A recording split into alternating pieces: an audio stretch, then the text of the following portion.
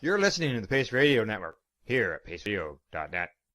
The views expressed by the individuals during this broadcast are their own opinions, and they may not be the same as those of their group or other organizations they may be involved with.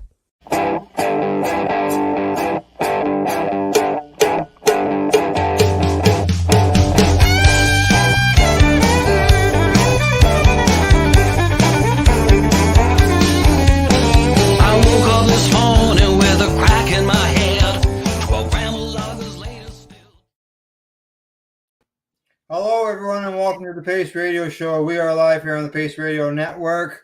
I'm Al Graham, and joining me, there, I got it this way, right? Is Tamara Cartwright. You switch things around. Oh, I mean, well, you change things around on the background. How are you doing, Al? That's right. There we go. No. Yeah, and then I'm sitting in an odd spot today as well. You are. But that's because we've got a guest in studio today. That's right, exactly. I'm just gonna move us here. There we go. There we go. Now we're in the right spot. Yes, we have an in studio guest tonight. First time ever in video, anyways. Right. And I think that's kind of neat that we can actually bring somebody that lives in your area, that's a patient that you know that you can, that's close enough that we can actually have them on in studio. Yes, it is. It's it's a small community. It's not often that happens. So tonight I thought, hey, I'm going to reach out to a local friend of mine here who I just met personally tonight. As far as in person, we had discussed and talked things online, but we'd never gotten together. So I thought, hey, why not do it here on the Pace Radio Show and find out more about the local guy, let's say. Right. That's right. I keep looking at my hair because, like I said, it's just so everybody knows I'm a hella mess because I've been peeling potatoes and making pierogies all day, and that's where I'm leaving it. I'm not here to be pretty today. How's the pierogi thing going? Excellent. We've done really well. We're really pleased with what we've done. So we've got one family, two families actually that have already been paid the money that they needed for their family to come over to. Nice. The first family will arrive on Saturday. So we have a mom and a 4-year-old boy and an 8-year-old boy that will be arriving on Saturday. Oh, excellent. Yeah, and then we've met up with a couple, actually they're nurses here in town that have their mom and their brother that are still in the Ukraine. They've been here for 7 years. They came over to Canada to become nurses, and they've just stayed. And now their parents, of course, are running for their lives. So we've taken them on too. So we've got two. One's in a nursing. She's a nursing student, and her sister is a nurse. So we've got two sisters that we've taken them on, and we're now working towards the goal to get the money that we need for their 6 people to bring over, because it's their mom, their dad, their 17-year-old brother, their sister, and her 2 kids. So, and the kids are 1 and 3. So that's another, and we're halfway there to our goal on that one already. And we have 200 dozen pierogi orders to fill. Oh, so we will, excellent. So we will exceed our, and then again, we're going to keep moving forward and try and reunite as many as we can. And we're trying to be realistic too, because Cranbrook's small, kind of like where you are too. Like, how much do we have to offer them? Well, are they going to be happy here? Are there going to be jobs for them here? Are we going to be able to sustain them here? So that's another conversation that we've been having. But again, that's another conversation for the larger group that I belong to. Right, correct. It's all done in stages. I know Trent Hills, which is just sort of southwest of us. It's done something to do with pierogi sales, and they announced on Facebook that it's been a huge success as well. So small communities are banding together in order to sell pierogies and fund this. Well, the nice thing about our pierogies is our pierogies are actually being made by Ukrainians that are actually like they don't speak Canadian without an accent. They've got you can tell that they are definitely from the Ukraine. And they're, like I said, Helena's been here, or it's Helena. I keep saying Helena, it's Helena, and I keep pronouncing wrong. They've only been in Canada for 7 years.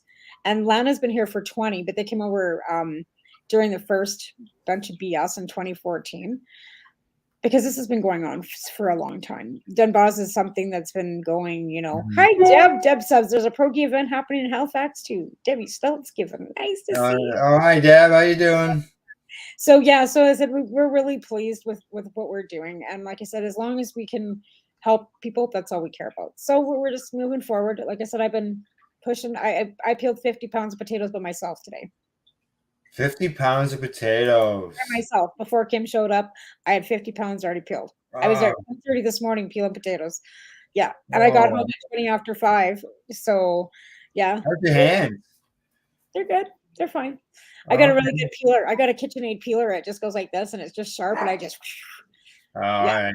it's All that's right. not a problem. Yeah, yeah. So Yeah. we should probably get to our guest because Yes, we should. And I'm so used to doing this and introducing our guests and bringing them into the show by adding them to the screen. But tonight I don't need to do that. So at this time, I introduce our guest, Adam Oda, to the Pace Radio Show, to the show program, and he's just going to sit right here beside right me. there. Yeah, isn't that neat? Isn't Hey, that sweet? welcome, Hi, Adam. How Adam. you Good, doing? and yourself. Hello, Al. Hi, Tamara. Thank you very much Hi. for having me. Oh, it's a Hey, pleasure. this is this. Absolutely. Yeah.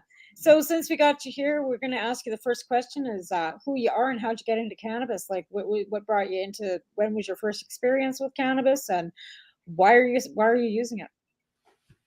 Okay. Well, my first experience was back when I was about 15 years old. I was away on May 2-4 weekend at Sable Beach. For anybody that's in Ontario that knows that area, and we were partying, and just like normal kids do or whatever, somebody goes, "Here." And it was probably, I think, a biker actually. He said he had a quarter pound and he was walking around with a big garbage bag full of weed. And Mike sounds like on the beach in Jamaica. Yeah, but right here in basically. Canada. That's right. Yeah. Yeah.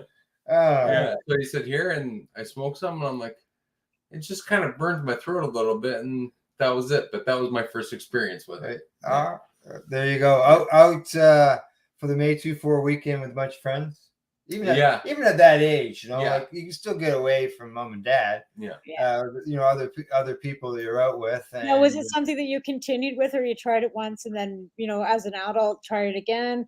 What brought you back to cannabis? Was it medicine wise, or was it like, did you continue smoking weed since, or cannabis? Yeah, basically it was a continuation of recreational use, but it wasn't, I didn't smoke it a lot until about 2005, 06, something like that. 05, 06, so 15 years ago.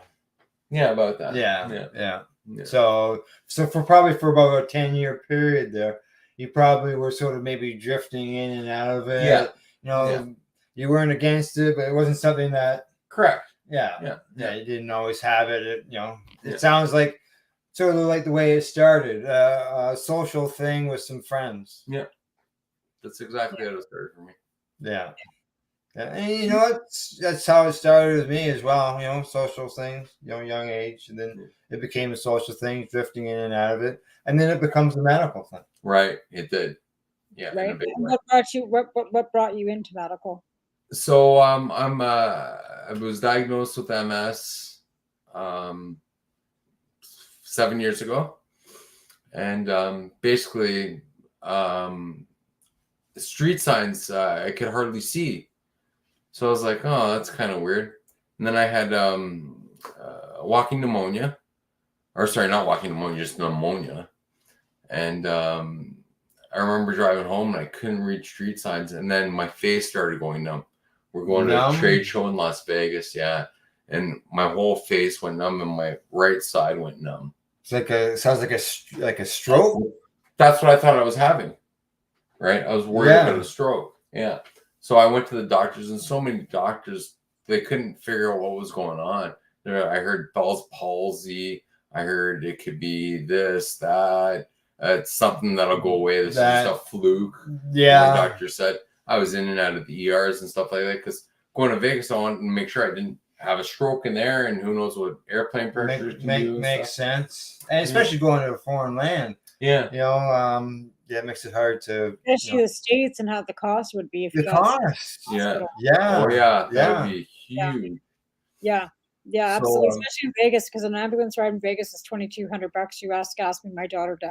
Yeah. Oh, wow. So an ambulance ride, $2,200 US. Wow. Holy crap. Yeah, that was an ambulance ride. Yeah, Oh, but anyway, so yeah, what did they? How long did it take to get a diagnosis then? Oh, probably about 6 months. Wow. yeah. Yeah, to get a proper diagnosis. And my doctor never really went, "You've got MS" or anything like that. He just kind of like scurried around it, Yeah. saying, "Oh, it might be this, might be that." And I've never got 100%. You've got MS, and this is what it is. Even though I go to the MS clinic, I talk to other doctors and stuff like that. Have Now, they not given you an MRI? Have you not had an MRI done? Oh, I've had many of them done. Oh, I was gonna say, like, that's with my yeah, arthritis, that was one of the first things my doctor did, the was to try and spine. rule out was give me an MRI to rule out MS because I was having, like, numb toes and, and a lot of pain and stuff and really stiff, and the doctors couldn't figure out for a while what was going on with me either, so I got an MRI done to rule out MS. That was the first thing. I have Yeah. rheumatoid arthritis, which can present fairly similar to MS at some points, right? Okay. Because it's not autoimmune the same as MS too, so Right. Yeah, yeah, yeah, yeah. I talked to one patient who went in to check for MS, and I'm sure it was the spine. They did an X-ray or Yeah, I've had something. the MRIs all the way from the brain to basically the small of your back, your spine. it's usually like lesions on the brain that will show MS too, I think, if I remember Yeah, correctly. yeah, I've Yes, heard, yeah, yes, yeah, definitely. Yeah, Yeah, it is lesions on the brain that they yeah. see. Yeah, Yeah, that's why they do an MRI on your head to, on your brain kind of thing right. to to rule that out. So, and they've done that and they still cannot give you a definite diagnosis. No, I've never had a 100% like I've never had a doctor say, "Welcome to the MS club" type thing. Oh yeah, You know yeah. what I mean? but Well, they don't ever do that. They always say it may present as, and that's to cover their asses. And every doctor does that with every diagnosis. Even with my colitis, it presents as lymphatic colitis. It presents as rheumatoid arthritis. It's never definite, right? Okay.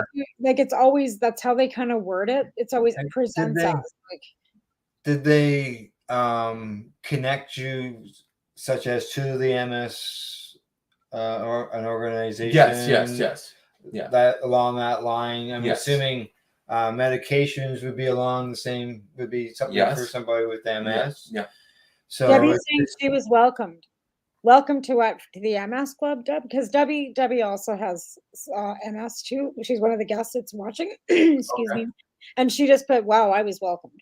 So, yeah, but to be yeah, fair, I think Deb was first diagnosed like when she was 40, if I remember correctly. She'd have to tell you the story herself because it's her story to tell. Right. Um, but she's a really good friend of mine too, so I know past what and a if past. she uses the MS Club.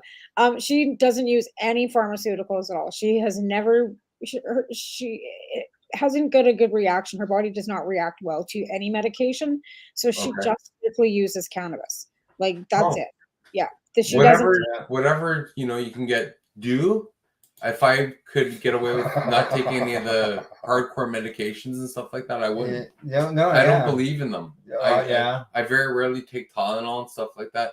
Yeah, and Deb's I the same would. way. She's like just like unless she has to, but And the like okay. your So yeah, Deb said she was 40 yeah, and you were almost 40, Yeah, yeah. It was in right? my late 30s Yeah, when I was yeah. diagnosed.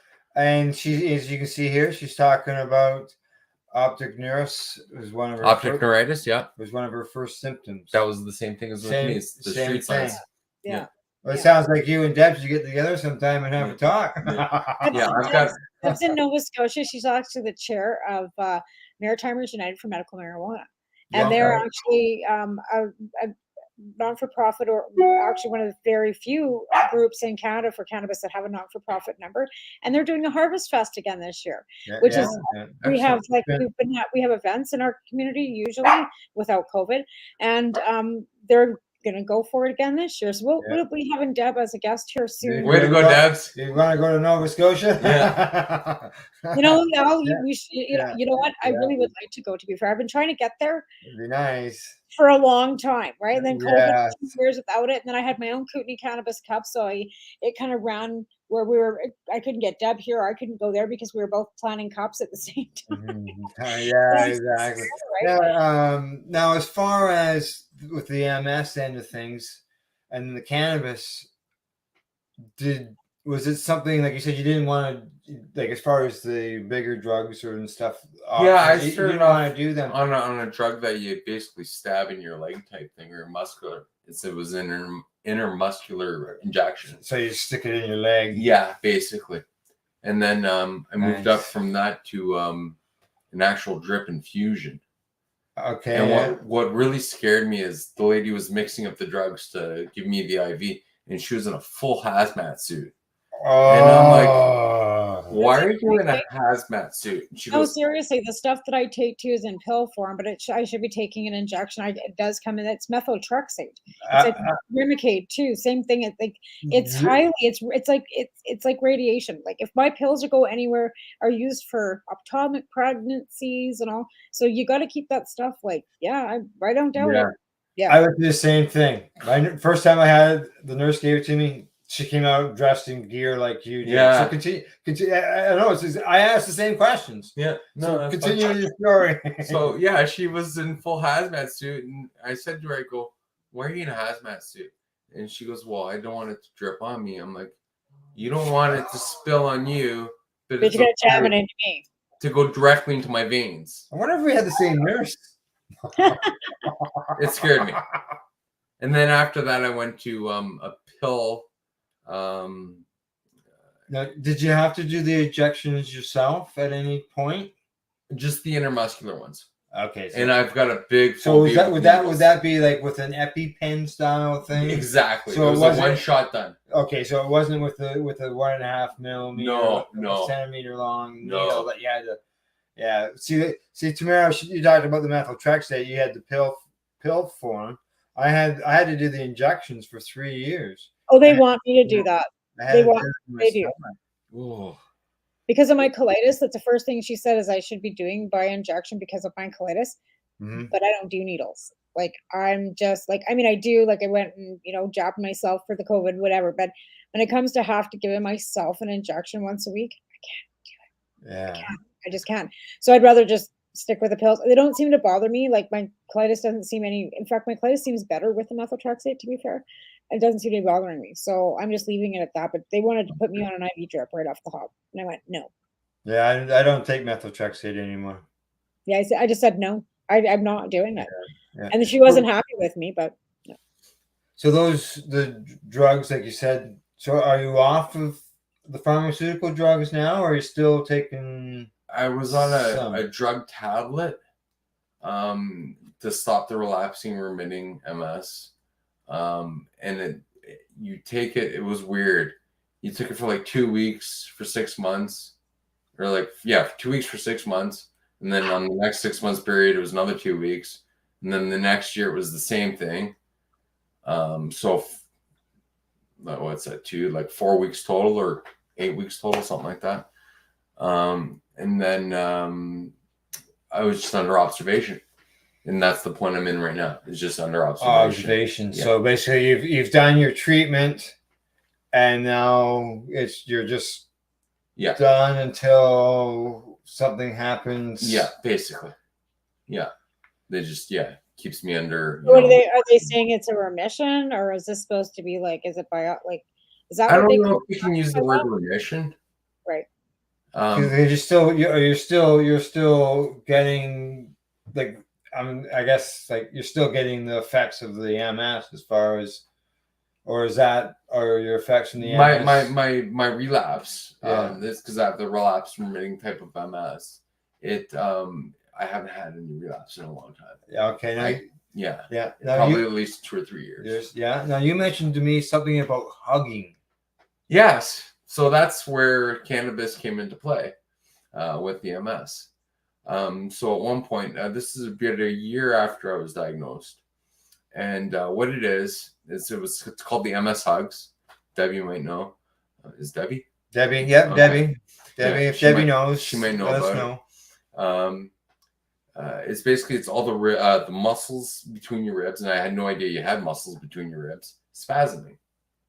And what it feels like is Andre the Giant giving you a bear hug with all his might. So you can barely breathe almost, right? And it's just tightening. And I couldn't sleep for 3 days. And somebody said, why don't you try smoking a joint? I'm like, okay. Light bulb went off in my head. Sounds like that night I was able to sleep. It didn't take away all the pain, but it made me not care about the pain as much. Right. It dulls it down. You know, Yeah. so many people say that. It's a diversion, right? It just diverts. It doesn't really mask anything. Like it's not like an opioid that masks a nerve ending, but it does. It diverts. So you're not thinking, you're not concentrating on that pain, right? Right. And yeah, it dulls it. Yeah, that's the best way to explain it. And just so you know, Debbie does understand what you mean. She says, yes, I do. Yeah. So, because like when you mentioned that to me, I thought, I'd never heard anybody say anything about a hugging thing. And it makes it hard to breathe. Like, does it feel like your ribs are crushing? It honestly feels like Andre the Giant, the rest of the big 7-foot guys. Giant bear hug. And then you can't breathe, and like it takes all your breath away. No, you can still breathe. I was able to breathe, but it made it a little bit harder. Yeah. Would it be like, or it felt like it was harder at least. You get a cramp in your foot, or you get a cramp in your leg. Like, this is like sounds like a whole torso type thing. Yeah. It's just. And I went to my doctor and I said, "This is happening." This was day number 2. Number 1, I didn't know what was going on. Mm-hmm. Number 2, I went to him and he gave me some Lyrica. He actually had samples and stuff like that. He goes, "Take this. It's for like diabetes and neurological problems." Yeah, neurological problems, yeah. And it didn't help at all. I couldn't sleep. So the next day, I had some marijuana and some cannabis, and it was right good. I'm like, this is a wonder drug. Well, that's a lot of people will say that. They'll just it just only like you can see. We've watched it. We've watched people with Parkinson's shaking and one puff, and they're like, it's been witnessed. Testimonies there. Why the medical profession doesn't see it is beyond me. Right. Yeah. My younger brother made some oil in the last couple of years, and it's just amazing. If you got like a sore shoulder or a sore knee or something like that, just rub a little bit of cannabis oil on it. Yeah, almost instantly. yeah, and like you said, in your situation, even though you had used it in your younger days, and it was only periodically, when it became your first opportunity to use it medicinally, like you noticed, the difference right away, and here you are as a cream, noticing the difference right away in others as well. The same thing. Yeah, it's amazing. It works effectively for so many people. Again, there's, the ones that say it doesn't do anything for them, but that's like, people are allergic to penicillin too. And some people say they're allergic to cannabis, which is absolutely possible too. Yeah, well, so again, like, we're here to educate and not, You'd be in the same boat as myself or anybody else with Crohn's, colitis, and stuff. Anti-inflammatories, you can't take them. So when you walk down the aspirin aisle in your drugstore, there's a lot of stuff in there that we can't even touch. No, Advil's a big no. I mean, ibuprofen. Yeah. No, I don't know whether is that any problems when it comes to MS. Ibuprofen and no. Okay. The only rule that I ever had was they wanted to know about any medications that were not over the counter. Right. So nothing you can pop off the shelf. They didn't care about that. But any prescriptions, they wanted to know about it. Right. Yeah. They wanted to make sure it didn't counteract with whatever was on. Yeah. Yeah. I'd write cannabis in there. I did actually for quite a while until I got my license. I still write it in there. Actually, I wrote it in there for paperwork I'm handing in tomorrow. Yeah, I always do too. Because the simple fact, I've got these pharmaceuticals that I'm taking now, and like to be fair, I tried everything. I had a friend of mine that was putting together oil, turmeric, you name it, slopping it all together, topical, this, that, whatever. But when it's an autoimmune, it's kind of like diabetes. There's some things you just have to tap on, and this seems to be one of those things. I just can't go without. I was on a cane, curled up in my bed. So we don't want to also let's, even though we know some people have to take pharmaceuticals too. Cannabis just doesn't do everything, right? Oh yeah. No. I was off pharmaceuticals for 2 years, and then I ended up back in the hospital again. Yeah. So I'm back on them. We, to be like fair, yourself, like some people think that if you take pharmaceuticals, you're a drug addict. And the fact that we're taking life-saving drugs, we're not taking drugs that are making us high or doing anything bad. We're doing, it's like telling a diabetic, don't take your insulin because you're a drug addict. You know what I mean? Like, yeah, and that's something you just. You're sure maybe I'm having to take an intravenous drug that I have to go into a clinic to be administered to me. Yeah. But because of cannabis, I haven't had to have an opiate prescription. Right. Other than when I've been hospitalized. Right. Sure, I'm still on this IV drug. It's not an addictive drug. No. But opiate, not having to do the opiates, right. That's a big one. That's a big one right there. That's a big one right there. Right there. And and I am prescribed opiates, but I take them very, very rarely. But if I've got a flare and I've tried like smoking 20 grams of cannabis and I've already eaten 10 candy and I still can't move, I'm gonna tap, because you have to have some form of quality of life and you have to be able to sleep. And that's where I get it. It's where the point where I can't sleep and it's 3:00 in the morning. It's like, I'm dying. Like I have to be in that position to do that, which isn't really anymore. But again, like I said, there's so many different, even with cannabis, like so many people use it for so many different reasons. And we want to take the stigma off our own, we expect people to take the stigma off our community and completely when we can't even take the stigma off ourselves. Yeah. You know what I'm saying? Like, that's what I'm just, you know what I mean? We have to look in the mirror and make sure that we're taking the stigma off our own community before we start expecting other people to do it for us. So we have to really start standing up and being respectful of the fact that we are cannabis users, but some people might not see that as a great thing, but some people think it's a great thing. And education is right. Yeah. Right. And then with legalization, we're getting more and more people coming forward wanting to be educated. And I think as much as we don't like the legal market, some of us do, but to be honest, it's bringing more people out to get the access, right? And ask questions and take that stigma off. They're not scared. The fears. It's open the conversation up. Right. For people to talk and, families to talk and people not to be so concerned about bringing, the cannabis issue up. Well, you as a patient, like, you did it when you're younger and all that stuff. And you mentioned, you got kids. When you started using it medicinally, I don't know how old your kids were. I know like mine, when I started using it medicinally, my kids were teenagers, but still, there were still some concerns. Yes. Like, was there any concerns that, like, I kept my cannabis use away from my kids? I did until he was a lot older. Yeah, same here. Yeah, I didn't, and I've never hidden it from Tay when he's 12. And I had the RCMP at my house looking at me with a social worker, and I handed them my Health Canada paperwork, and I said, "See you later," and they did.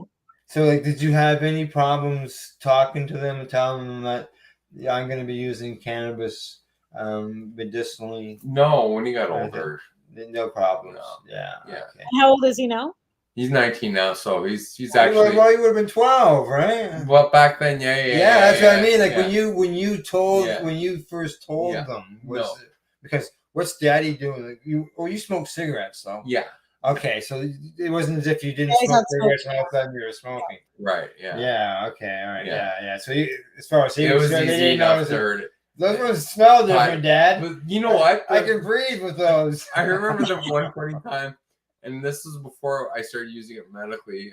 Wife and I decided to smoke one night, so we rolled up a joint, and my son was 2 floors above us, and I was in the basement, and I was just rolling at the time, and he's like, "It smells like skunk in here." All right. You know what? Sometimes I have to wonder if it's actually a skunk or my neighbors. Because now that, like I said, now that the stigma has been kind of slowly coming off, people are more open about it. People are smoking it more openly and not hiding in their closets. So you have to, wonder, that still smells pretty good. That can't be a skunk. Right? Exactly. Well, I see it's the bottom of the hour. It's break time. All right. I've got 2 minutes to run. Take care of these. Get rid of this dog off my lap. Look at that. There you go. Yeah, they run the gate. There today. This is Piper. Piper. This is Piper. Yeah, this is Piper. Hi, Piper. Hi, Piper. This is the littlest one in the house. She's not a puppy. Like, she's almost two and a half now, I guess. She's a cutie. Yeah, they're all cute. But they're all a lot of work too. Yep. We all have dogs. Adam's got I got 2 dogs. 2 dogs. Yeah. I got 9 now. I had 10. That's a lot of dog food. You know what? Look at the size of the dog. How much you gonna eat? Yeah, but they eat about the same amount as 3 big dogs. So you have that many little ones. They all add up to about 3 big dogs for food. Yeah, I've got 1 big one and 1 small one. Yeah. But no, I have lots of dogs. All right, off to break we go. When we return, Tamara and I will continue our discussion with our guest, Adam Doda. This is the Pace Radio Show, and we are live here on the Pace Radio Network's Facebook and YouTube pages. Plus, we're podcasted afterwards at paceradio.net. You're listening to the Pace Radio Network here at paceradio.net.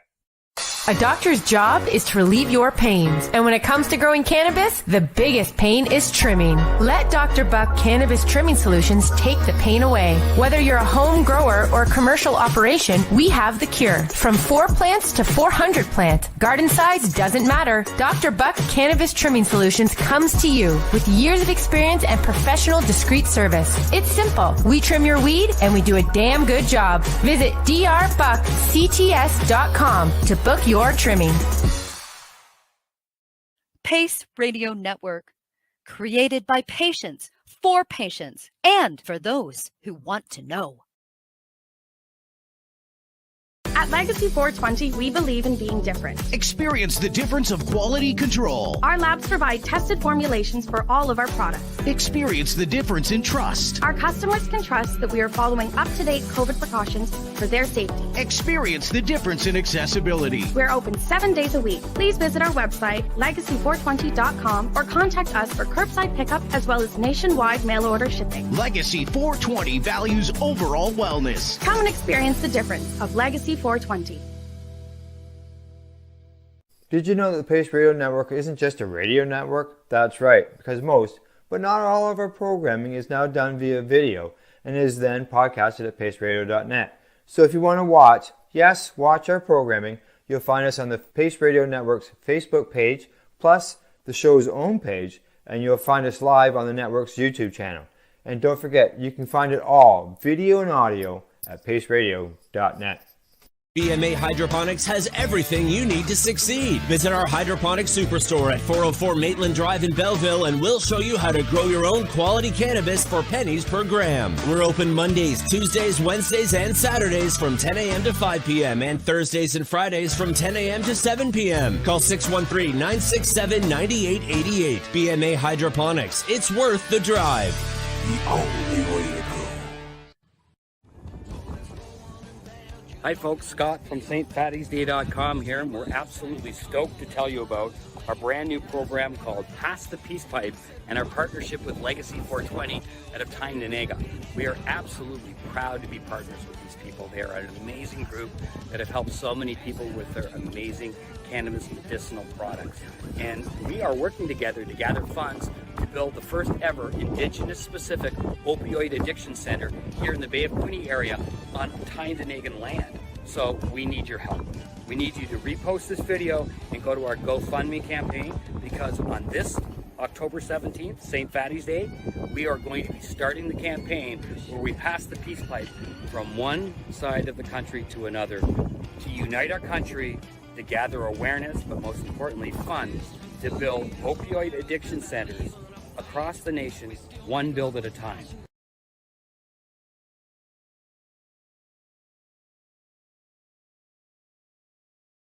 You're listening to the Pace Radio Network here at paceradio.net. Hello and welcome back. You're watching the Pace Radio Show. We are live here on the Pace Radio Network's YouTube channel as well as on our Facebook pages. Plus, if you miss it, don't forget, as I always remind people, paceradio.net has the podcast. Tonight in the program, we're joined by our guest, Adam Doda, as well as you can see, Tamara is with us. And I have to say, I love that commercial, that last commercial that we have. I love that. That's my favorite. You like that, eh? The one on the healing house, home places for the reserves. Yes, absolutely. I just think that's fabulous. But yes, we have an in-house guest tonight. in studio guest. In studio, yes, that's right. We used to have them occasionally when I was doing the show from Campbellford Lifestyle Shop. Mm-hmm. At that time, it was Canada Days, and occasionally I would have somebody come in there and we'd sit there. But it wasn't. It was in person between us, but it was just audio, so it's different sitting there. Yeah, exactly. Hey, this is good. Good. It works. It's a new swing to the show, so I guess now we have to figure out. I guess I better find a guest for an in studio here, maybe. Yeah, there you go. Somebody from BC, because like I said, I'm in Cranbrook, BC, right? So the difference between Ontario and British Columbia, we're all paid, but there's lots of patients here. To be honest, just invite one of those deer that cross through your property. I don't want that. I don't want one of them in my living room. You can't grow cannabis in my backyard because the buggers would eat them all. Now, before the break, we're talking about your medicinal use of cannabis with your MS. When you started, you got the MS 7 years ago. Now, and I'm assuming it's about the time you started using it medicinally. Now, have you been, having, as far as supply wise, I'm not going to ask you who your dealer is or anything like that. Supply wise. Some people go to the licensed producers. Yeah. Right. Yeah. Some people go compassion centers. Some people grow for their own. Yeah. Yeah. So I've been buying from licensed producers. Yeah. The ones the doctors have told me go to, like Hexo and Spectrum and stuff like that. Yeah. So I was buying from there, and then I started growing it 2 years ago. Oh yeah, it's been 2 seasons. Yeah. Sorry for if I. Now, did you find? Now, what made you switch? Just like some people, some people go to the licensed producers because they don't have a spot to grow, or they don't have the ability. Maybe not the knowledge. Yeah, mine was ticking all those boxes basically. We moved out here, so we got a bigger chunk of land, so I was able to have a spot designated to growing it now. Nice. Yeah. Nice. That way you can look after your own meds. Yes. And then learn. Like you said, 2 years. So yes, it's a learning process. Like I've been doing it for 15 years, and I'm still growing. I'm still learning. Yeah. Right? And I think you probably are too, Tamara. Well, I've been growing since 1998. To be that's when I first started learning how to grow. And I'm always learning something because the plants are always different. And because we've gotten so much hybrid rather than just straight anymore, they seem to be prone to a lot of PM. They seem to be a lot of more problems and problematic things that go along with growing now than before. And I'm starting to wonder if that's not because there's so much crossbreeding going on in the genetics. Maybe we can genetics stuff. Well, and like I said, because powdery mildew. Powdery mildew, that's the white powder on the leaves. Right. Late. If growing outside, it usually turns up late in your harvest before you start harvesting. Yeah. But I grow indoor, and that's what I'm finding. And I not this last 2 that I grew, but the time before that, I had powdery mildew. I did everything I possibly could to get rid of it, and there was no way. And I'm not at the coast, so it's not like we've got a high humidity level here in Cranbrook. We don't. It's really dry here, but it just seems to be in the Kush strain that I had, and it didn't matter what you did with it. There was just no way getting out of it. So then I started kind of looking into it, and I'm hearing that it can be genetically passed on.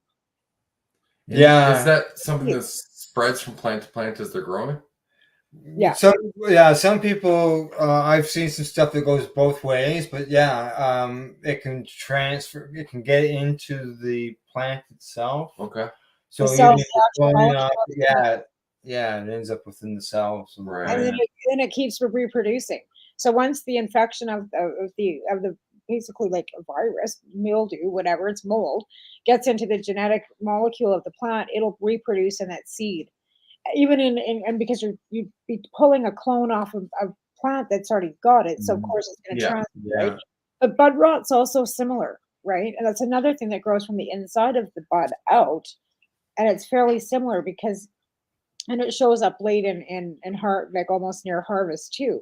And a lot of these hybrids are becoming more and more prone to bud rot and powdery mildew. a lot of crossbreeding going on. Well, nothing's pure anymore.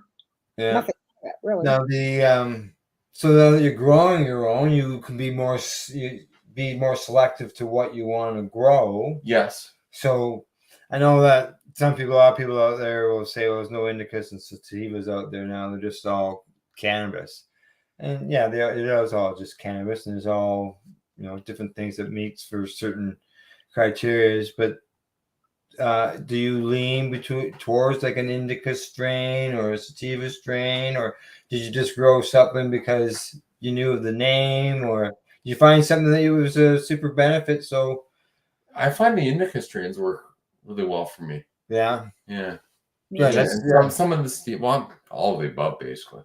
Yeah. It's I love it. I agree. I'm more of an indica as well. Yeah, I have to stay away from those ones that are on the sativa end of things. The more uplifting. Yes. I require more of the sedative. Yeah, I think I've had one or two strains, and this was a purchase where after you have it, you just can't sleep. Like it almost wires you to keep you up. Yeah. See, those ones we old school would label them sativas because you're full of energy, you can't sleep. Yeah. And you're wide awake, and you probably, like, I know with myself, did you find wasn't just sleep but other things as well? Like for me, it didn't help me with the pain, but I talked to other patients and they find a benefit with sativas and pain. When I first started, I really liked the one of the companies had a 1-to-1 drop where it was whatever, like 7% CBD and 7%, like a 1-to-1 ratio. Yeah. And I really like that. Yes, that did work very well for me. Good. And so that'd be something that you would try to, like, if you got that from a licensed producer, you obviously would want to try to replicate that in your own personal. Yeah, I think that one's a little more difficult for me to correct. So have you looked for? Because I can't find like a seed or anything like that, or there's there are seed suppliers out there, right? So like, is there any places where is there any sativas that you've looked into that would be beneficial to you? I see that Deb on the screen here. Deb says that she loves sativas for MS brain fog. Okay. So I like you say, like the indica end of things, but if you found that one from licensed producer was a benefit, did you look into maybe trying to find a replica, maybe the same strain name or something? The names are probably changed too with the licensed producer, some of them, but something that replicates it. As far as no, I haven't looked that far. It. I haven't found that sativa strain that would be like that. I didn't mind when it's called Juicy Fruit. Do you remember that one? Oh, okay. Juicy I've Fruit. had that before. Hey, it's a great strain. I loved it. It tastes great. It grows nice. But I'll tell you, man, it gave me the munchies so bad. I had stopped growing it. It was a risk because I was worried about eating too much. Right? Because that's a good sativa, because sativa is an appetite stimulant too, right? So if you're really like, that's one of the things they say too, like if you're anorexic or you have problems eating, sativa is the way to go. But the Juicy Fruit. I completely agree. It's definitely great for any patients that are on like chemo or something like that, because then I know my aunt had breast cancer and it stimulated her to eat where she couldn't eat and sleep and she couldn't sleep. So it was like, again, a wonder drug. Yeah. So obviously, I'm not going to get into the family, but obviously others. Yes. Yeah. Good. Because I sometimes it takes, I don't know the situation, but sometimes it takes one person that opens the eyes to others. Yeah. And that's how medical patients have helped change things around, because they talk to others, share their stories, right? And people who were against it see those benefits and go, wow, like, what the fuck? The Like, people that were completely against cannabis have totally changed their minds because they see what the benefits medically it can do. And I yeah, think it's just taken them looking at a child having a seizure and getting a few drops of CBD with some THC and watching that child go from being in a grand mal seizure to not. And yeah. and that's and it's unfortunate that it's taken those situations to make people open their eyes. And that's what it's done. That's what's happened by mothers speaking out, like Manny McKnight It's and the others. mothers. It truly is. It's the mothers with the kids with epilepsy and Uh, all kinds yeah, of different afflictions where they're seizing and they got stents in their heads. These kids have no quality of life until they try cannabis. They go from nonverbal to verbal.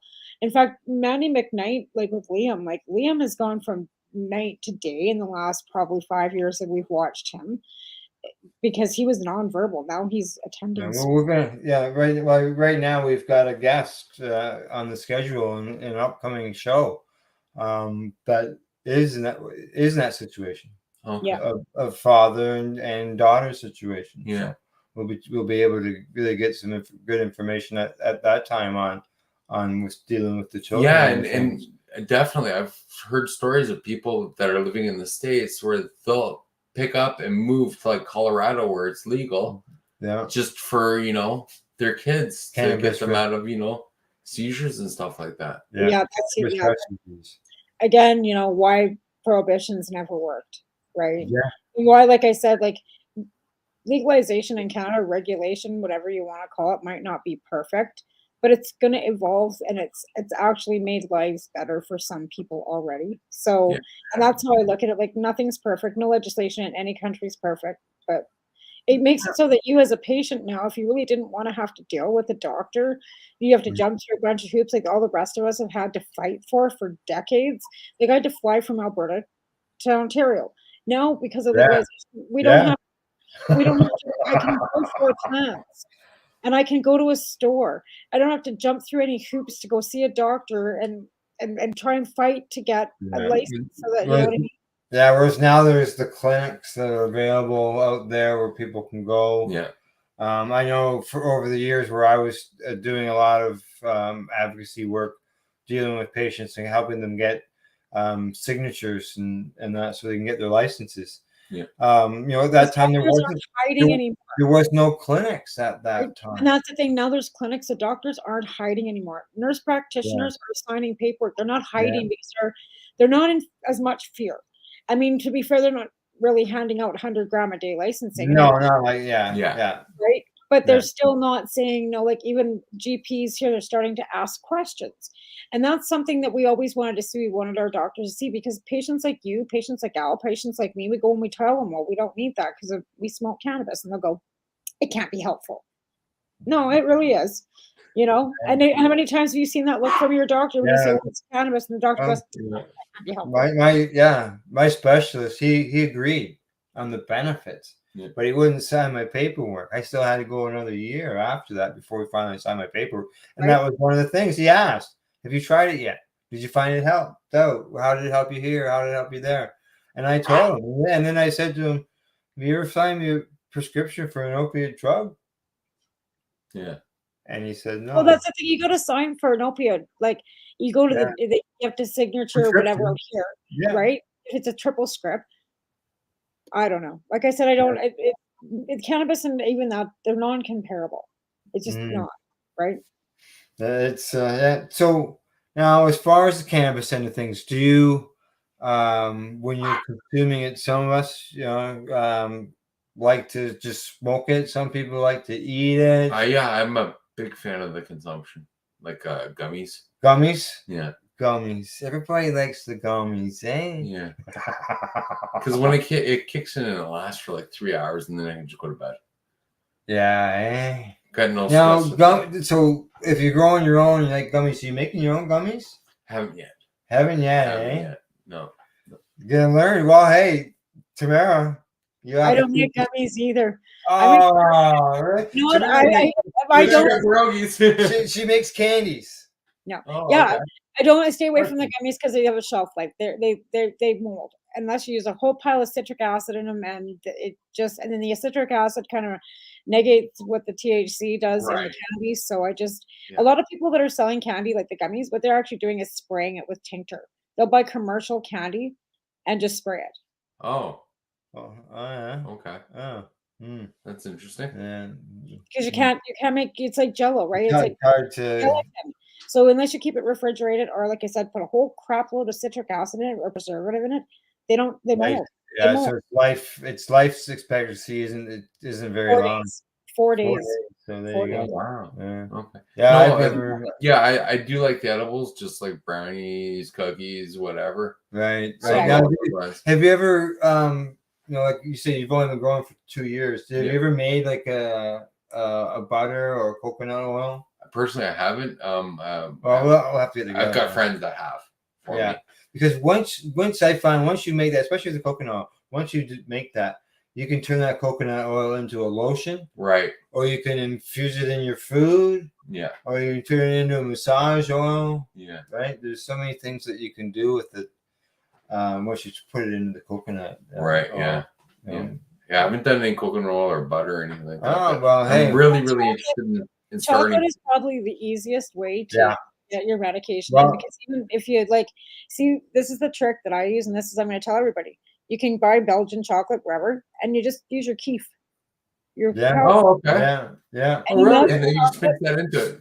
Yeah, you just mix that into it, and then you put it into molds, and that's the trick, really. Hash, just shredder, Well, that sounds quick and easy. Some people use a grinder with the keef catcher in it. Yeah, they've got a keef catcher. Some people use a tray, right?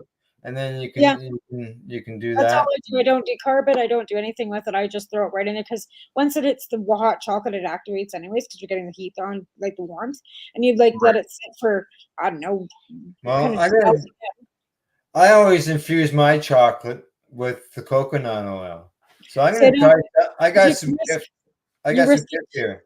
You risk with putting the oil in, or alcohol or anything. You risk it seizing, your chocolate seizing. What do you mean? Sometimes how do you seize chocolate? It won't set up properly. Like it'll seize. It'll just kind of like, right? Like it'll just stop. Have you never had that problem before? No, it all blends in, and then I put it in the molds and throw it in the fridge, and it all hardens. Perfect. You know, the only dark chocolate you can do with? I go to the chocolate factory in Campbellford. Okay. Right now, beside the chocolate factory is a store. Right. Chocolate store. So I go into the store there and buy the chocolate, just milk chocolate from there, and it will melt in your hand. Yeah. Without even having any of the coconut oil in it. Yeah. Once you get the coconut oil in it, it's better eat it quick, or that's your fingers, And if you use the keef, you don't have the oil, so they set up better, and they don't do that. Yeah.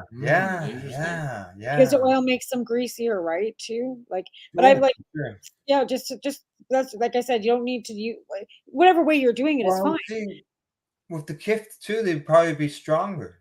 Oh yeah. Definitely gonna try that.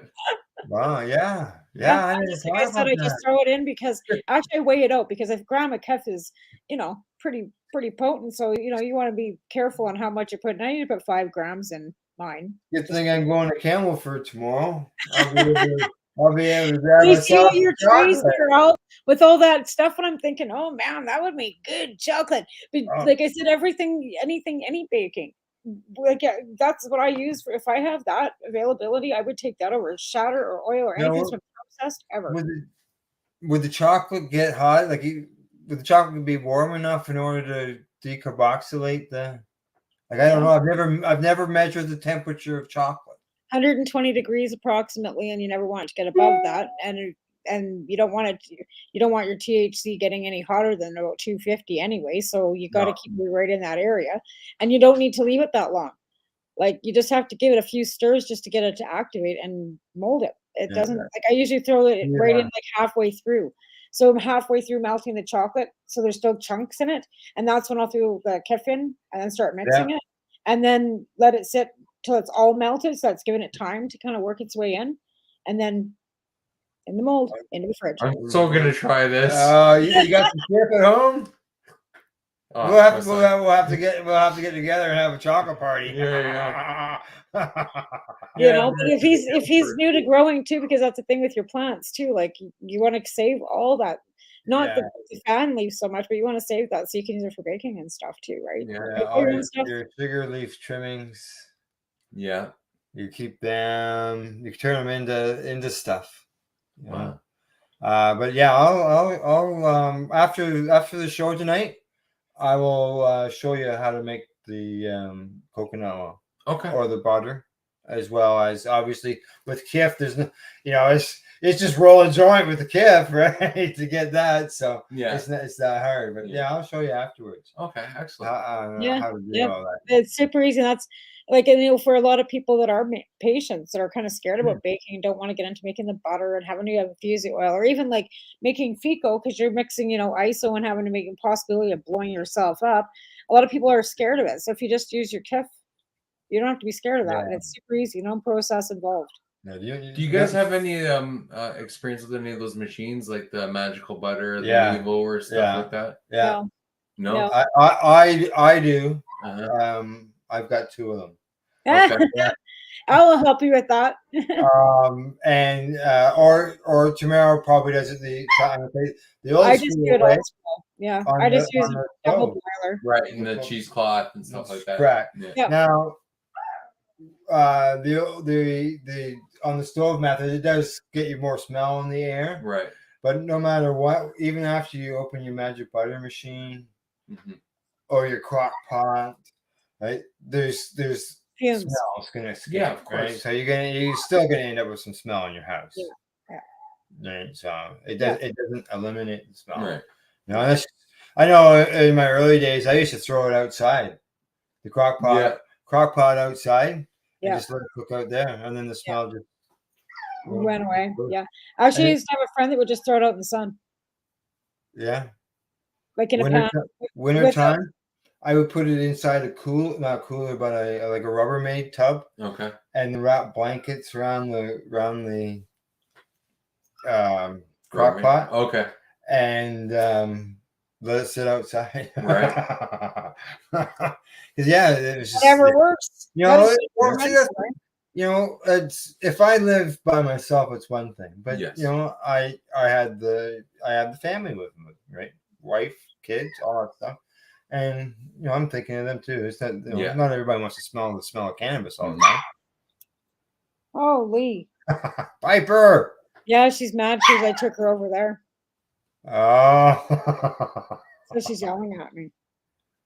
Right.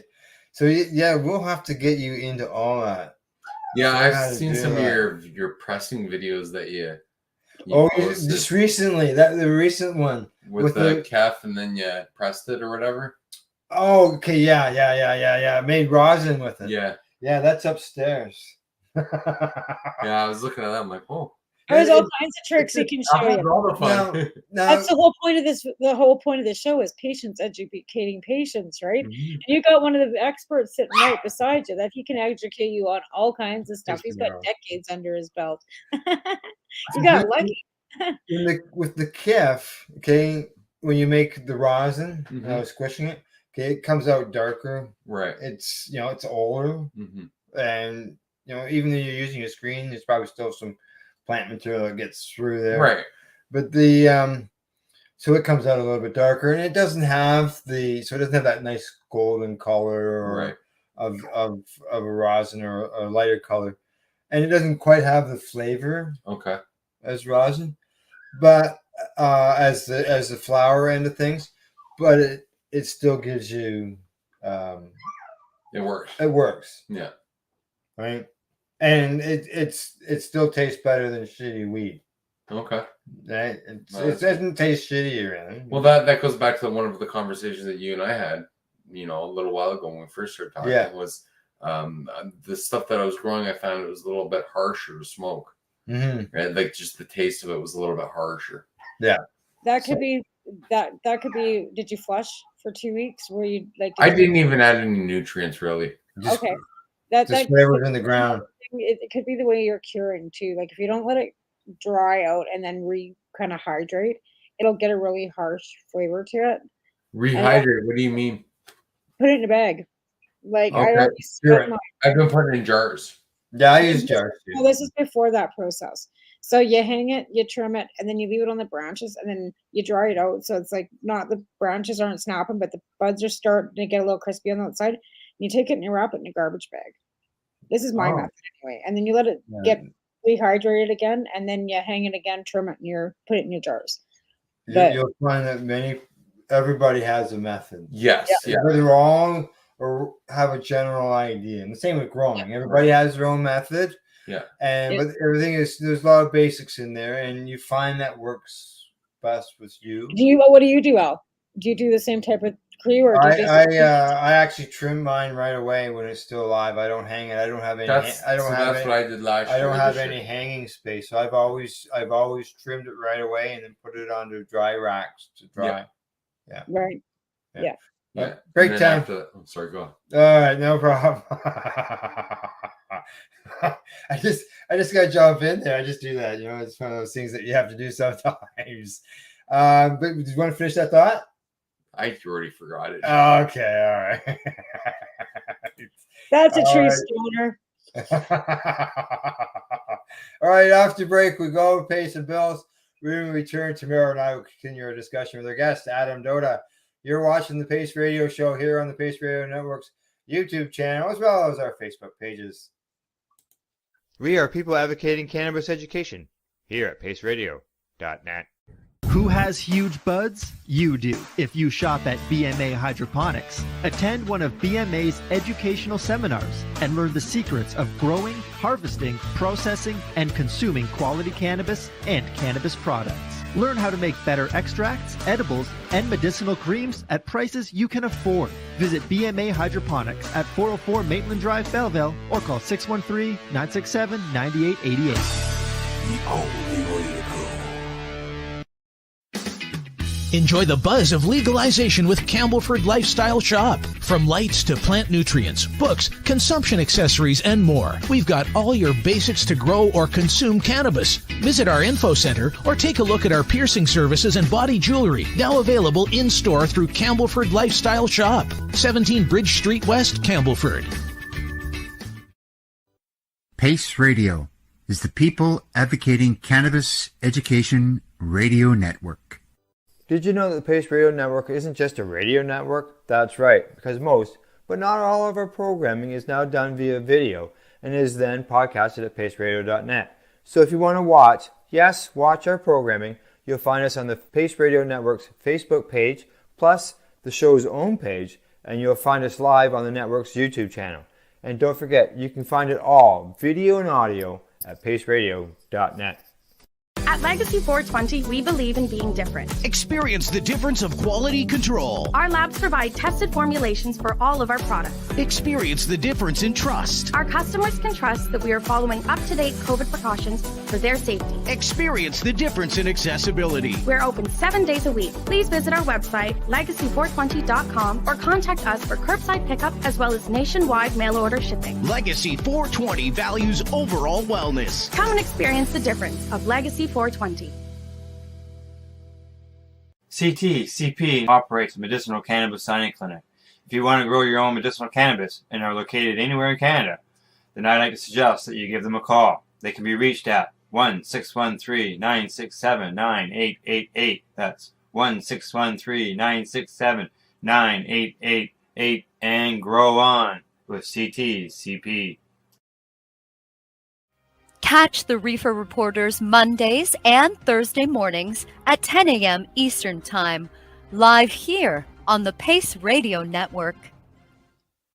A doctor's job is to relieve your pains. And when it comes to growing cannabis, the biggest pain is trimming. Let Dr. Buck Cannabis Trimming Solutions take the pain away. Whether you're a home grower or a commercial operation, we have the cure. From 4 plants to 400 plants, garden size doesn't matter. Dr. Buck Cannabis Trimming Solutions comes to you with years of experience and professional discreet service. It's simple. We trim your weed and we do a damn good job. Visit drbuckcts.com to book your trimming. You're listening to the Pace Radio Network here at paceradio.net. Hey, welcome back and thanks for tuning into the program. We are live and you're watching us on our YouTube channel or on Facebook. Today in the program, we are joined by someone local to me, Adam Doda. Thanks, Hi. Adam, for coming on the program. Thank you very much for having me, guys. As well as Tamara is here. As we found, Adam uses cannabis medicinally for MS. Correct. Right? And you're new to this. Yeah. You've grown for 2 years, right? Yeah, exactly. Now, what I also wanted to find out was to talk to you about, legalization. Okay. All right. Now, with legalization, is anything you notice any change, benefits to yourself? Well, benefits to myself. I love being able to drive to the other towns bordering us and just picking something up as opposed to ordering offline through the suppliers and stuff like that and having to wait Now, 2-3 days. why are you driving to the other towns to pick up cannabis? Because unfortunately our town has opted out of it. Opted out of sales. Now, Tamara, have you ever heard anybody say anything about that before? Yeah. Al's been complaining about that, and I don't blame him. I'd be complaining about that. And then, you try, you think you might be getting a little farther ahead, and then they just blow off the motion. Yeah. I have no words. I can't believe that any town would absolutely do that. Like, I just can't. I got 1-2 blocks, and then there's another 2 blocks, and then there's another 1-2 blocks away from there. Like, it'd be so nice to have a store in town where you could just go to that you can pick up whatever. See, can you not lobby your government? Like, can you guys, as patients, not lobby them to try and open this again? Like, could you? Yes, we can. This is how I met Adam. Was lobbying, dealing with our local council. Adam and I both were watching because of COVID. They weren't allowing in-person council meetings. Right. So Adam and I had both watched it on Facebook through the Zoom video that was broadcasted out, and we didn't know each other or anything. But Adam commented on that on the show on their video about them not like your comment had to do with where was the discussion. Like there was an hour and 15-minute presentation by a delegation, and then they voted on it in a matter of minutes. Yeah, and it went down really quick, and through that whole time, it didn't seem like all the people that voted against it didn't seem like they were paying attention at all. They just all were kind of looking wherever and stuff like that, and it seemed like they were spaced out. So he commented on the post on Facebook as well as myself, and then both of our quotes ended up in a local paper, a digital paper out of Belleville. Yeah. Oh, okay. Yeah. It was Awesome. Unfortunately, it was owned by Torstar, and now it's down. They've taken it down. It's one of the cutbacks. But there was an article in this Belleville digital online paper. Oh wow! Yeah, and you're included in it, but unfortunately, so he was in that as well. So then, recently, council had it come before them again. There was a motion in order to rescind those 2 previous votes because they voted twice, not once, but twice to opt out, and.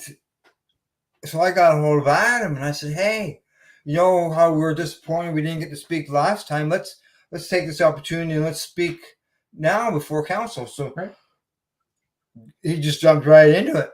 Yeah, let's do this. So I told you what I had to do as far as set things up, who to get a hold of, and Adam went ahead and did all that, arranged everything, and spoke to council the same night. I just spoke to tell my story so that they have more of an insight, into somebody, that uses it medically. Well, yeah, that it's hard for you to have to travel that far 2 towns over for you to get your medicine. Yeah. Like, you shouldn't have to travel that far. And again, again, they're going to say, well, you can get it in the mail. I'll say, well, no, some days I can't wait. Like, it's not up to them to decide how you plan your medicine. You need it. Yeah. That's it. Now, as far as yes, now as far as it's come up 3 times now, and it hasn't gotten through because the last one the councillor pulled the motion, so there was She resended her resend. right. So there was no vote on it. Okay, so they've only actually voted twice. Now, is it dead? No. What needs to be done is one of the other 2 councillors who voted no would have to bring a motion forward. Right. Now, the other councillor pulled her motion because of stories around town of trying to do it for political gain. But the thing that I don't understand, sorry for cutting you off, is anything that they do is for political gain. Well, yeah. Right. So and you know, there's political gain and there's gain in the community, and this would have been the same thing with the cannabis stores. So like what the next thing that comes before council is that political gain? You know, it might not be for anything related to cannabis. Yeah, like what's the difference between that business and any other business? Yeah. You know, like what does it matter whether it's a hair salon or a cannabis? So now one of the other councillors has to bring it forward in order to do that. And the fact that it's been to council so many times, there's a good chance that they would turn around and say, we've already spoken on this matter. We're not going to discuss it any further. So you need to get rid of that city council. So the next, so there's that opportunity, or the next local council, and that would be up for the community, us that are here in the community, to speak up, more people to speak up and ask the questions to the people who come knocking at your door. Where do you stand on the cannabis retail issue on the stores? Yeah. Ask the questions in the all candidate meetings, and it's just one simple question. Yeah. You know? I agree. And I wouldn't doubt if cannabis is an issue in town because of the stores. It's been out there for 4 years now since they did it, as well as a certain place here in town that a lot of people have concerns about. Do you think you could get a petition going, or do you have? Yeah, I think there could be a petition, or you could work on trying to get maybe a referendum. Really, yeah, petition wouldn't hold them to it, right? No, what my thing is to find out how many people actually know what the city council is doing, because a lot of people just might not pay attention. They don't, right? Because from when I do my posts in the local groups, just from some of the comments, some people haven't followed the issue obviously as close as I have. Yeah, right. I've been involved in 4 meetings, so I know it's like a road issue here. Like nobody's paying attention. Next thing you know, the city's council's passing a $21,000 grant to do some roads, and everybody's going, "What the hell?" Because nobody's paying attention, right? Exactly. And I'm guilty of that. I don't pay attention to it. It took Alda to say, "Hey, they're doing this again. Do you want to get in on it?" I'm like, "Yeah." Well, I mean, it's not everybody's thing to follow some stuff. No, well, it's not. It really isn't, and it's especially. Not everybody follows cannabis, or it's their medicine, but they're 24/7 around this house. Right. Again, a lot of people use cannabis and don't have a clue that there's a cannabis community, and they've been smoking cannabis for years.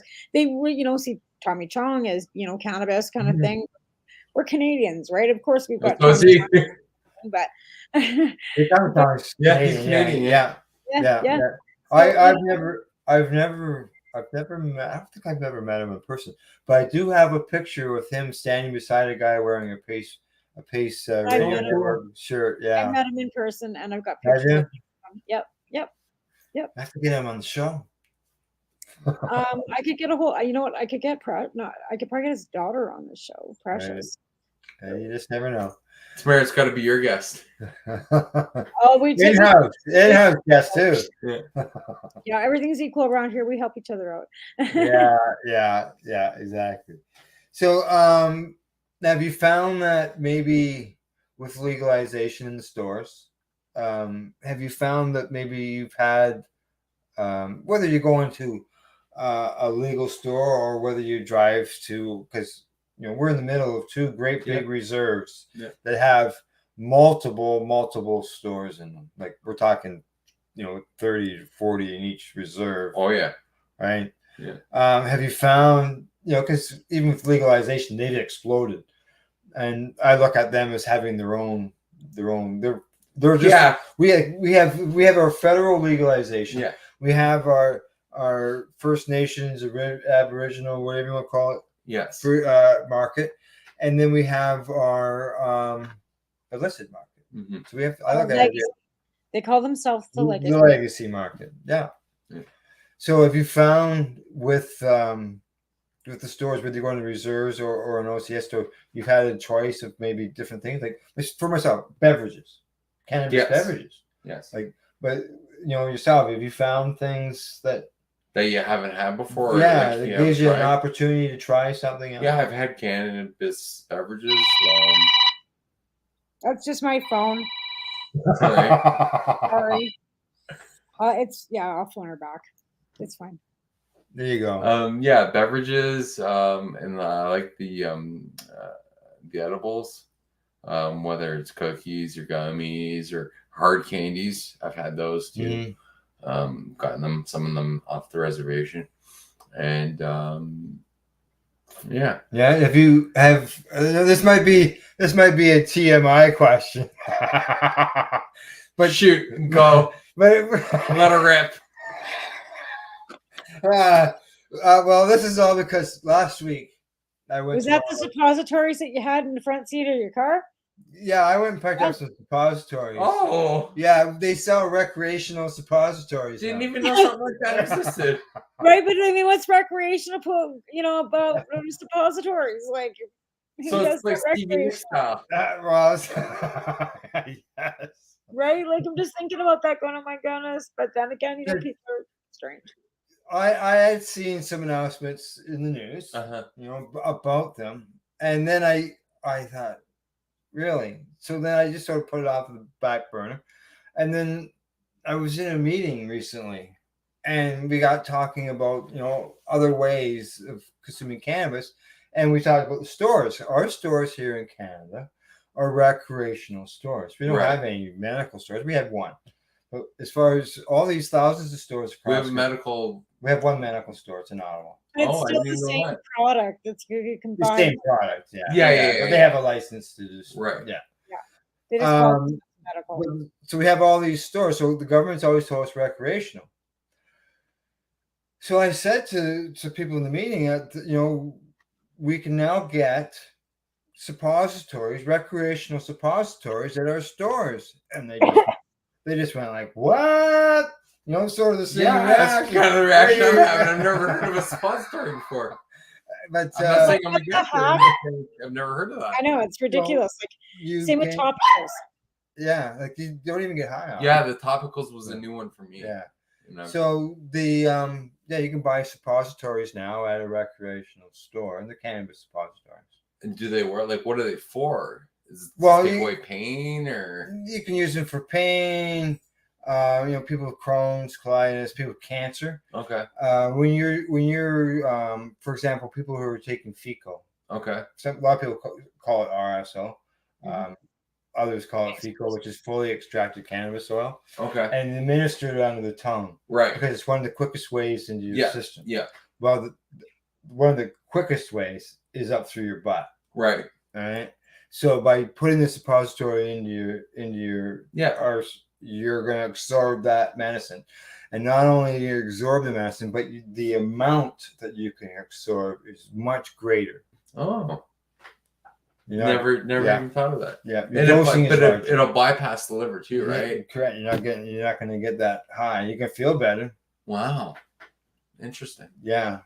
So you can, so now you can go to the store, go to Manock, maybe Havelock, pick up a couple beers, tokes, and suppositories to wash off again with. All right. I don't think Tamara likes. Sounds like a real good time. Yeah. Not. Yeah. Oh my goodness. Oh shit. That's the thing. Like you have to wonder, but the people are supply and demand. Yeah. Somebody must have asked for them. Right. Somebody must have come in and gave one of them smarty pantses the idea to bring them in. So some smarty pants did. Yeah, exactly. Now, Adam and I got more things in similar than cannabis. There's other things. My son is only like a year younger than Adam. Ooh, my son is named Adam. Right? Yeah. Yeah. Now we also enjoy cars. Yes, very Automobiles. much so. Very much so. Like I'm very much a gearhead. Adam can tell you, like right here beside us is my license plate frame from a car that I had in the 1980s. Yeah, from an old Vega, right? Yeah. Yeah, Vega. Oh, yeah. Yeah, that had the Vega. Exactly. Now we see a comment from Deb on the screen. Yeah, I bet those are low dose edibles from the store. No, the suppository, she said. Oh, suppository? Probably as low dose as the edibles. Yes, Deb. What are the milligrams on those? So like the maximum is 10 milligrams for any edible. Like, so what you got? How many were in that? 10? 10. So divide that by 10 milligrams. Yeah. Like 0.05 milligrams. And just I'll talk to Deb through the screen here. And yourself, the suppositories, I actually took them and put them in some warm water to see how they dissolved. And it took like about half an hour. Like, I don't know how long suppositories take. So you have to have the suppository in for half an hour? It's in you until it dissolves and then absorbs into your system. Okay. Right? So there's nothing to take out. Right. Oh, okay. Gotcha. Yeah. Yeah. Yeah. Not something that, you want to make. Yeah. It's not a topic. Yeah. For Yeah. a whole show. Deb's saying, wow, I'm going to say that's probably to those 10 milligrams. Yeah. Well, if you break that down, then it's like 0.05 milligrams per, unit. That's not going to do anything for anybody. There was 5 in the package. People commented to the picture online. They thought it looked like a beer can. It looked like a coffee cup. Really? It was that big? No, not the suppository. No, the packaging, not the suppository. Yeah, no, they were much smaller. Like I said, I had an open mind, but I just thought, yeah. It's all good. Yeah. But yeah, you're right, Deb. Why bother? Like, what's the point when you're getting such a low dose? You'd have to use the whole 5 of them, and then you'd have so much oil and stuff that you'd have to run through the next 6 weeks. What we found when we had it dissolve was that there was still something floating in the water afterwards. Like what? Like there was. Was it oil or? You could stir it up. Is it like an oil type of substance? Well, yeah, I'm thinking that maybe it might have been like the wax, like a wax coating. We found it because oil and water will separate, right? And if it is wax, it'll float to the top, and it might even go hard because it's wax. Beeswax will do that too. I think beeswax will ball up, kind of thing, in water, cold water. Yeah. So I'm thinking that's what that was floating in there. Was wax. Now we also took one from the indigenous market. Okay. And threw it in some warm water, a different container, and it dissolved a lot quicker, and it was twice the size. Of a beer can. and it stayed dissolved. Right. And the water stayed cloudy. There's probably just straight coconut oil. Yeah, but there was nothing floating in it. Right. Like pulp looking things. So that's why I described what I saw. It was like pulp, but it was probably like little pieces of wax. So yeah. But yeah, recreational stores. There you go. You can. Didn't even know. There you go. Hey, yeah. Come over next week for. I thought that'd be something that'd be recreational. That's all. Yeah. But who am I? Cars. Before we go, we're gonna talk cars. What do you like? Because we both like cars. Yeah, but you probably won't like this. Is I'm a big Honda person. Okay. Yeah, so I'm a little bit younger, right? Yeah. So and I got into it like right when before it came popular. Even the Hondas, all driving around with those big loud mufflers, and the big apple tuned juice exhaust. cans for exhaust and stuff like that. Apple juice cans. Yeah, that's what lawnmowers. Yeah. Yeah. We had a guy that lived behind us here. I could hear him accelerating from the lights downtown. Yeah, there's no need. There's no need to hear it in cars like that. That's what he unless it's got like a big engine he was or a big, turbocharger or something. And like he was a big Honda fan. Yeah. See, where I was a muscle car guy. Yeah. I had the V8 Vega, under the hood.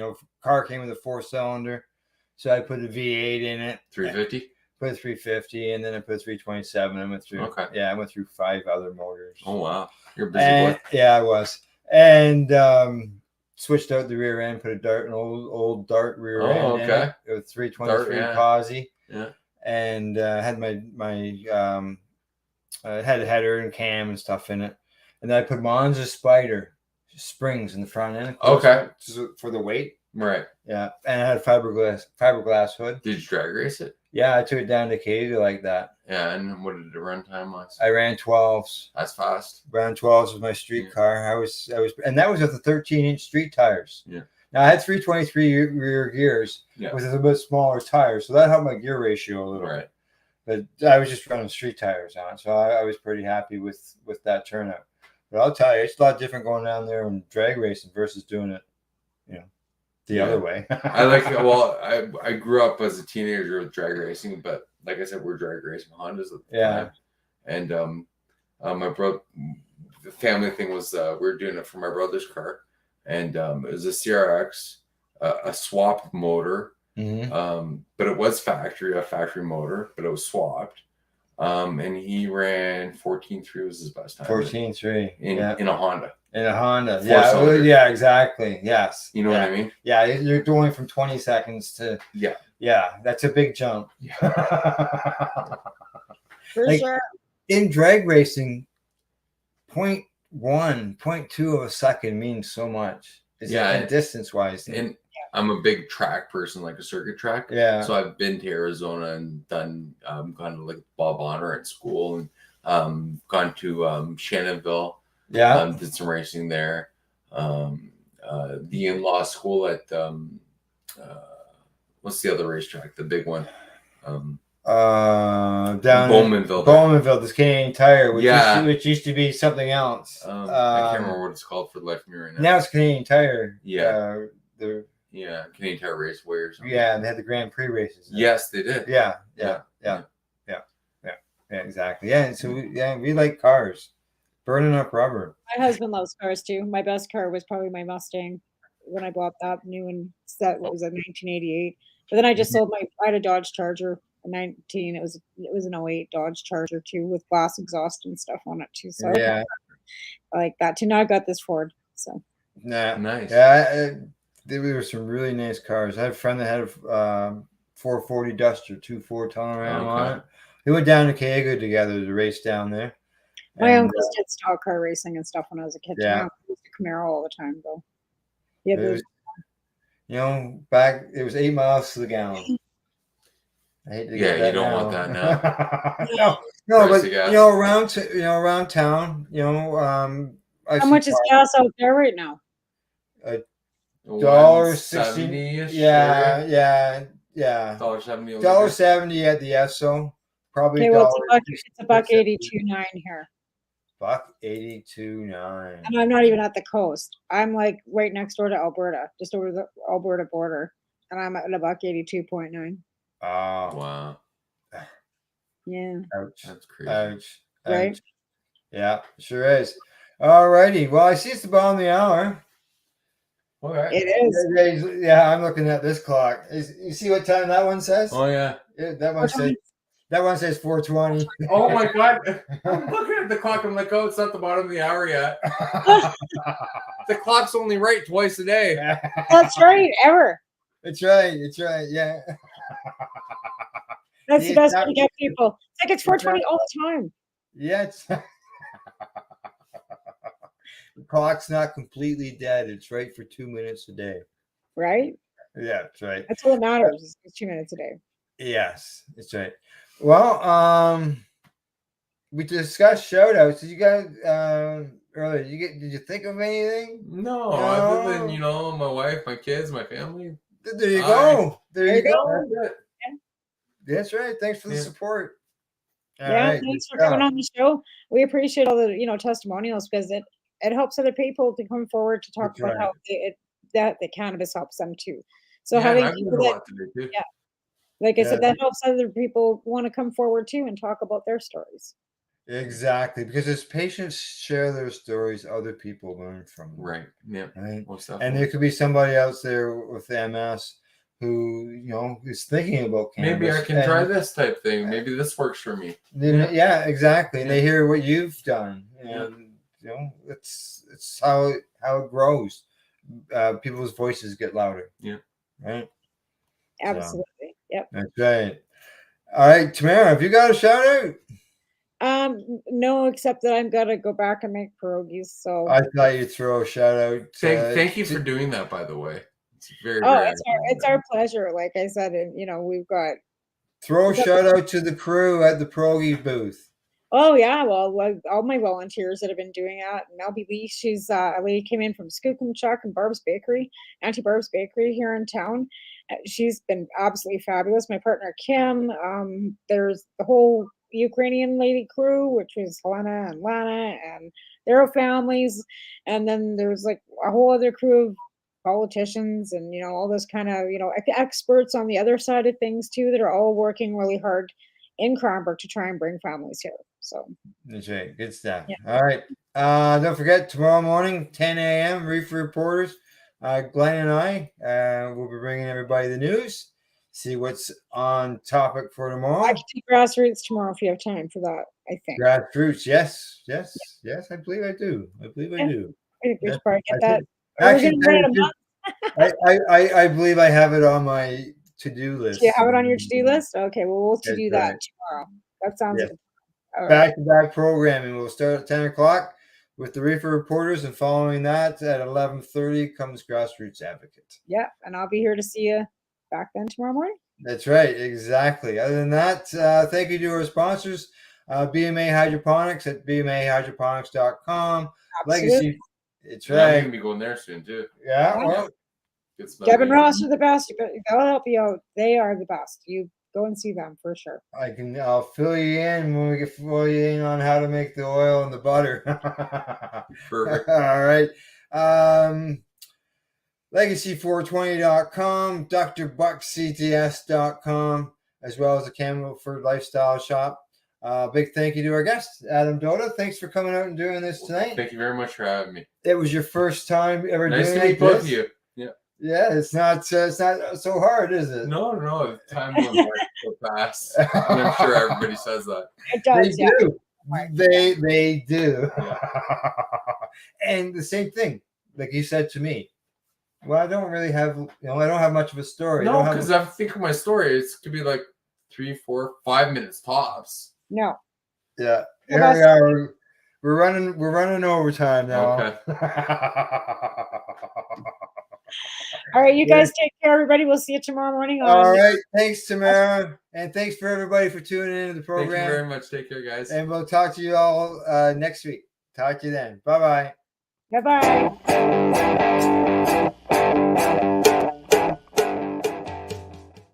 The views expressed by the individuals during this broadcast are their own opinions, and they may not be the same as those of their group or other organizations they may be involved with. You're listening to the Pace Radio Network here at paceradio.net.